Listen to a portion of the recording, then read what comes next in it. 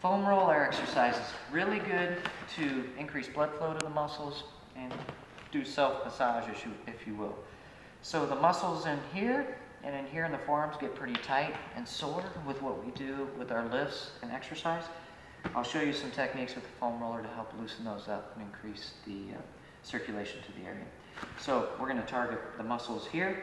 A lot of times what I'll do is I'll start off, try to get both our forearm muscles at the same time, and I'm putting a downward pressure as I'm rolling, but I'm trying to keep my wrists and hands somewhat relaxed.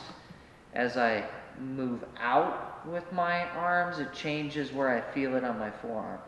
Notice I'm using my upper body to help drive the force into the arms, trying to keep my fingers and wrists somewhat relaxed.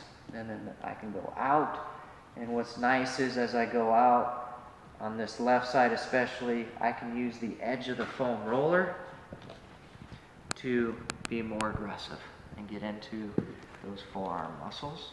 Okay, I'm just kind of holding it down with this arm and pushing more with the left.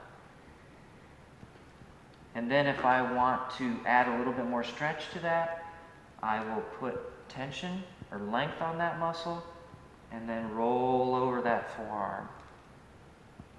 And that adds a little more aggressive stretch. And then I can change my position to get the different fibers. And then, if I want to do the other side of the arms, I have to bring my arms in closer. It's a little bit more challenging with both arms at the same time. So what I like to do is do one arm here, control that arm with the other arm, putting some pressure down into it. Again, trying to let my hand be relaxed. And if I want more stretch, pull up here. There's a good stretch. And then I'll gently roll over those muscles along the entire length if possible. And you can do this for 3 to 5 minutes before or after. It's a really good warm up, and it helps to increase flexibility of the wrist and forearms.